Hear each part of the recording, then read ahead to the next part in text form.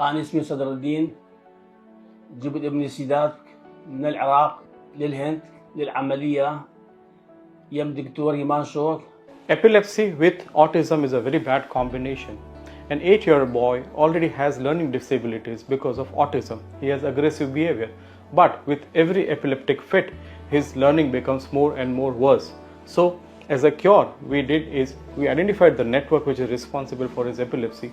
Through stereotactic precision with 3mm target, we put in needles inside the brain and we block those networks. أشكر رب العالمين وأشكر دكتور هيمانشو ومستشفى ماكس. الحمد لله عملية طلع نتيجة 100%. الحمد لله وأشكر.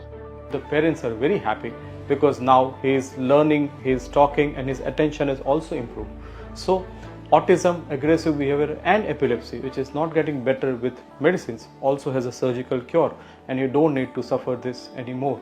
So, if anyone is suffering from this, feel free to contact us. Thank you.